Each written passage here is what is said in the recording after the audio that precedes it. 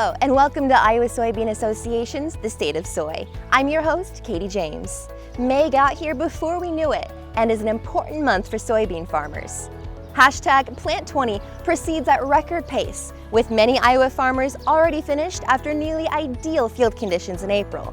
Getting a soybean crop off to a good start is critical for achieving strong yields come fall.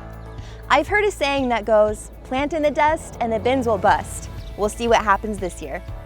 In this episode of The State of Soy, we head to Colfax to hear highlights from Beck's Hybrid's practical farm research and tips for what farmers should scout for this growing season. We'll also head to Western Iowa to meet up with a farming couple from Auburn who truly define what it means to be essential workers. And we put boots on the ground to see how ISA, Syngenta, farmers and landowners are partnering to restore much-needed habitat for the Topeka shiner and rusty-patched bumblebee. And don't move your mouse until you go through the lens of Joe Murphy's camera. The ISA Communications Director captures the stunning sights and sounds of an Iowa springtime. Farming requires practicality, forward thinking, and a whole lot of heart. The State of Soy met up with Caleb Shoemaker, Beck's Colfax Practical Farm Research Lead, to chat about the company's research results and what farmers need to look out for this growing season. We've compiled the top 5 best practices for soybeans that we have found them to be the most profitable, and planting date is at the top of that list. Planting early pays. So if you can get your soybeans planted in April, that gives you the best chance to optimize the yield of your soybean crop. Well, if you think back, it started snowing in the October of 18. And it didn't stop raining until about February this year. What that's done is that's reminded guys of the past couple years how wet it's been, and they don't want to run into that situation again. So having great planting conditions right now, soil conditions are phenomenal. They're getting in early and often, getting that crop in to make sure that we don't run into the issues that we ran into last year, having some fallow fields, having prevent plant issues, things like that, because we are having increasingly dramatic weather events. What that has done is condense these planting windows. So when we have windows like we've had the past 10 days, getting in the field is crucial. Get in, get your crop in early, because that's what we've seen to return the best investment on our farm. When we evaluate population and all of our studies for that matter, we try to focus on ROI, or return on investment. So when we're thinking about population, changing the population, changing your seeding rate is going to change the cost of your seed per acre. So when we talk about the optimum range for seeding population, we like to focus on the economic return of that investment. And we've found that 100,000 soybeans to 130,000 soybeans based on soil type and planting date is the most optimum range to plant your soybeans. We've done a singulation study here at PFR, and our focus is on giving each plant in that row the optimum amount of space to grow, and there's no better way to do that than to evenly space the plants in every row. As we raise these high-yielding soybean crops, we're trying to figure out how can we push the envelope and continue to produce at a high level like we are. What we've done is we've taken a 56-cell single-road soybean plate, and that has helped us be able to actually singulate soybeans on our 2020 monitor to ensure accuracy as we're planting our soybeans. The biggest thing as far as soybean yields go is focusing on it as a primary crop as opposed to the crop that follows corn. Previously, 80 bushel soybeans were not very common. Now we're pulling 80 bushel soybeans year after year in a lot of areas. And I think a lot of that has to do with weed management, row spacing, going to 15-inch rows, optimizing your planting population, planting your soybeans early, and certainly the genetics that are built into our soybean packages. My #1 priority in scouting soybeans during the growing season, after you have that stand established, is remember post applications, we're spraying weeds, we're not spraying soybeans. If you plant your soybeans early, it may seem like it's been a long time since you've planted, but we need to scout for weeds, not the growth stage of the soybean. And even if the beans are still short because they were planted early and it's been cool during April, don't be afraid to post-app earlier than you have in the past, because the weeds have been growing ever since this spraying started. Sudden death has been the hot topic for the last few years, and it's been a hot topic because it's very visual. That's going to be something that we pay attention to, especially having cool, wet soils early on. As our soils have been favorable in the last couple weeks, that's not going to be as big of an issue as it has been in the past. But as far as disease goes, that's going to depend on our weather patterns throughout the rest of the growing season. If we do happen to run into a disease-ridden situation, our best recommendation is to keep an eye out for that R3 growth stage in the soybeans, because we found a dramatic ROI increase by making that application at R3. The best way to get in touch with us at PFR is to contact your local seed advisor, or we can be contacted through Facebook, Twitter, or on our website at beckshybrids.com. Get in contact with us, come to the facility. We enjoy having groups in at the farm, going through the plots and having conversations and talking to you about your operation.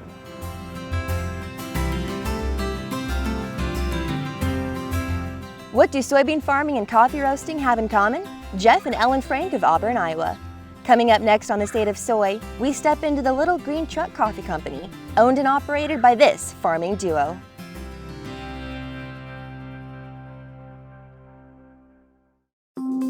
This edition of the State of Soy sponsored in part by Ag Processing Incorporated, AGP, a trusted partner of the soybean farmer in the procuring, processing, marketing, and transportation of oilseeds, grains, and related products. Farm Credit Services of America, dedicated to financing agriculture. The entire organization, from the people to the ag-friendly products, services, and support, works to help producers succeed. Farm Credit Services of America, agriculture works here. People's Company, their global perspective grounded in rural farming roots and a drive to continually innovate is what makes People's Company one of the nation's leading providers of land brokerage, land management, land appraisal, and land investment services. And by Bayer. Bayer, shaping agriculture by challenging the impossible.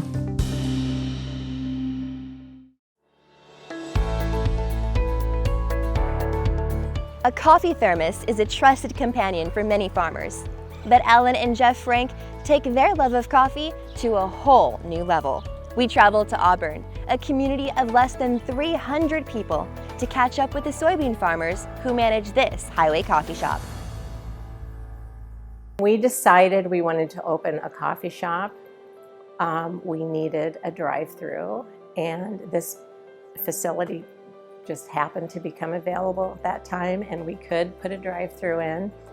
And Auburn, Iowa, why would anybody want to start a business in Auburn, Iowa? Population under 300 because of its location on the highway. So my goal was to snag 1% of the traffic, and we're at 2%, so I'm really pleased. Well, when she gets these pallet loads of beans, I'm the one that has to bring them into the shop. I get the work out of the deal, but she's definitely the roaster and professional at her job here. Coffee, I'm the coffee drinker. I love coffee. I drink a lot of coffee. I'm very rarely without a cup of coffee, so I guess it was I was the inspiration maybe a little bit. It is a lot of work, but it's the craft. That's what I enjoy. It's my passion, and every batch I roast, I am ready to start on the next one because I'm going to do it even just a little bit better, and the next one's going to be a little bit better, and I'm going to hit that temperature, and I'm going to get that first crack right at 9.5 minutes. And so any hobby you have, or craft or art, that's what it is. Well, it was real interesting. we kind of got involved because we got out of the livestock business and we had a little spare time. So it was just interesting to learn that the different elevation of where the coffee is grown makes the coffee taste different. How it's processed makes it taste different. There's washed coffee and there's natural processed, and it was just really interesting. And how when roasting, if you change the time by as little as 3 seconds, it changes the taste of the coffee. So, you know, just like farming, when we plant the seed, you change the population of the crop, it changes your yield. I mean, it was really interesting. We had a good time learning about that. Coffee is in the same realm as wine tasting and beer tasting. This is a wheel of the coffee flavors. There are 800 descriptors in coffee tasting. I would suggest when you're trying to determine the flavors of coffee you like, to take a sip of your coffee and chew it like a solid food. So it's in the back of your mouth.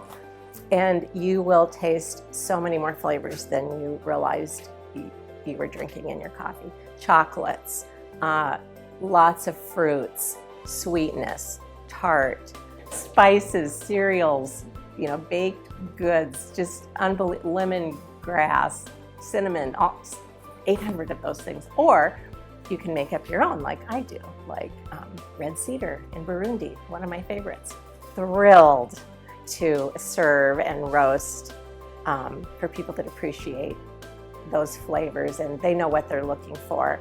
I've gained so many friends through this, and I have particular customers that only order just what they want. Our baker, Deb Marine, makes a lot of unique things to this area from scratch, scones being our most popular. So even non-coffee drinkers stop for the scones. When I got started roasting, I adopted the tagline, get roasted and stay grounded, because when the roaster was in our barn, it has to heat up for 30 minutes, so I didn't want to leave it alone in the barn. So that's when I would crack open my Bible and read scripture, and that's how I stayed grounded, because you need to make time to do that, and that was perfect time for me, so that helped keep me grounded.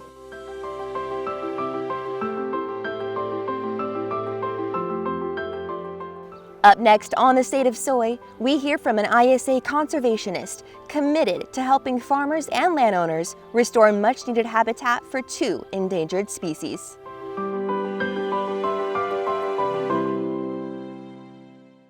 Hope. It's a hard thing to hold on to in the face of adversity. But it's where you belong. Keep moving forward. Prove to the world you have what it takes. So the next time you feel defeated, don't forget. That grit, that determination, it got you here. Remember, you were made for this.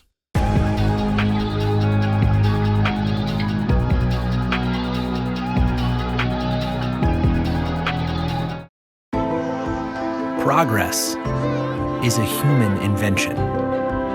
We look at our world and we imagine how to make it better. That's the power of human ingenuity. We can redefine what's possible. At Bear, we're shaping the future of agriculture, like farms where all life grows together. It's not impossible, it's progress.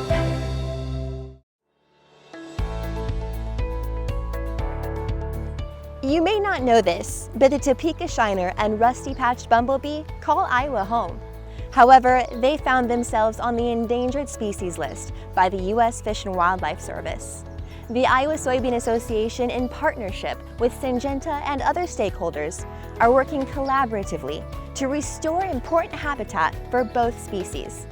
The results of this work holds tremendous promise, not just for this fish and bumblebee, but for farmers, landowners, and all Iowans too. My name is Corey McKinney. I'm a conservationist for the Iowa Soybean Association on the research of farming innovation. So what I do is help farmers and landowners kind of adapt conservation practices onto their land, whether that be from getting them involved in tile water monitoring or to some more structural water quality practices like saturated buffers or bioreactors, as well as doing some watershed planning, right? So creating those roadmaps to get where our soil and water conservation goals are. So when creeks move through Iowa's landscapes, they do what's called meander. They kind of cut back and forth, and over time they move throughout the landscape. And eventually they'll kind of cut a section of that stream off and make it an off-channel pool, or oxbow wetland is a lot of times what they're called. So behind me here is originally where the stream used to travel, but over time as it moved, it kind of cut this pool off, and then every so on, a couple times a year, it'll actually flood and the stream will reconnect to this oxbow, and whether that be replenish it with fish or habitat and that kind of stuff. We talk about this soil and water conservation toolbox, right? We have a lot of tools that can do a lot of things to get us towards those goals of conservation, but not every tool works in every situation, so you got to add those tools to the toolbox. Oxbows is a great example, one of those tools that can do many things. They provide, whether that be habitat or flood storage, or even water quality benefits. Like here to my right, we have some field drainage tile that actually dumps into the oxbow, and we get that denitrification, or that reduction in nutrients before it kind of connects and goes back into the stream. Waterfowl is one thing, that kind of relates back to habitat. So we see a lot of ducks and geese and even trumpeter swans in some of this. We see habitat for fish. We see some panfish. We see other varieties of minnows. Even some of those that kind of fall into that species of greater conservation need. So it's kind of a lower tick on that endangered species mark. You can get down into the bugs and invertebrates. We could go on and on and on of some of these benefits. It really, captures and casts a big net. So why Iowa Soybean is so into it, we've kind of had a partnership with Syngenta to provide these oxbows back into the working landscape of farmers, to provide that nutrient reduction, that habitat, that flood storage. And kind of mainly we're focusing on, there's some federally endangered species called the Topeka shiner that call these oxbows home. It's a minnow, so it's a small fish. And kind of why they use oxbows and maybe why their population has been hindered is that over time these oxbows, they're cut off by that stream, and then through flood and overland flow, sediment will actually deposit in these oxbows. They can't get as deep, they can't hold as much water, they'll freeze over the winter, or when we get the sun kind of out like it is today, later in summer they'll dry up. So those Topeka aren't able to overwinter or overyear in those oxbows. So what they do is whenever the stream connects to the oxbow, those Topeka will come in there, go through their life cycle and reproduce, and then when the stream connects again, those Topeka go back out in the stream and will go search for another oxbow to do the same thing over and over and over. If those oxbows aren't deep enough to, number one, not freeze or dry up, then it doesn't allow them to create their whole life cycle within that oxbow throughout the year. So what we do is come back in here, dig them out, get them down to where they can connect with the groundwater, as well as get that stream influence so they don't freeze and don't dry up.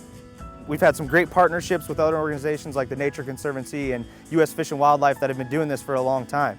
But over time, numbers of these oxbows are building up, and we're starting to see those Topekas start appearing in some of these. So moving forward, we're kind of setting forth to doing a more proper monitoring plan to really try to document how these Topekas are using these oxbows and see if we can document that population number climbing.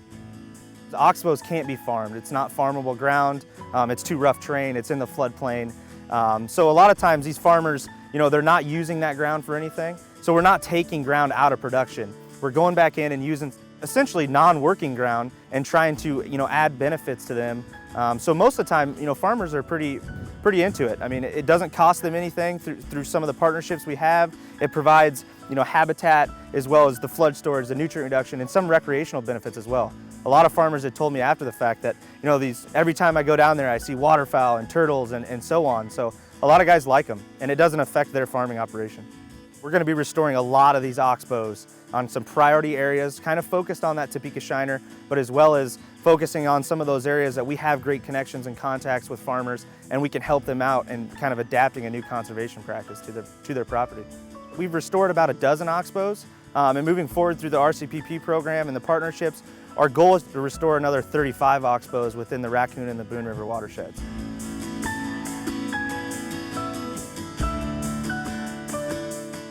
Coming up next on the State of Soy, we'll dive into the sights and sounds of an Iowa springtime through the lens of Joe Murphy.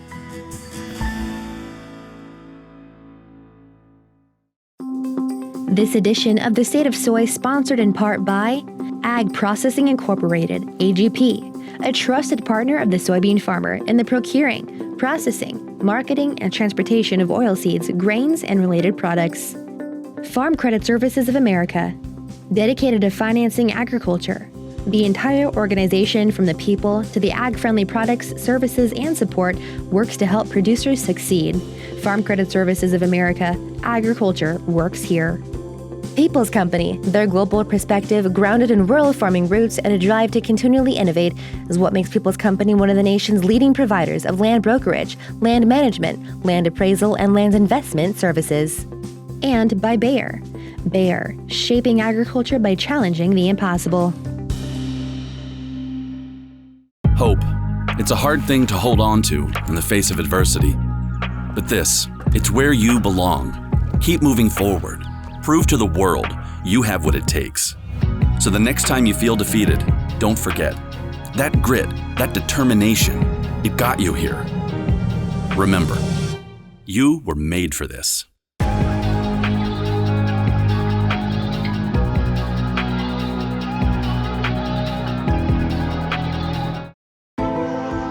Progress is a human invention. We look at our world and we imagine how to make it better. That's the power of human ingenuity. We can redefine what's possible. At Bear, we're shaping the future of agriculture, like farms where all life grows together. It's not impossible, it's progress.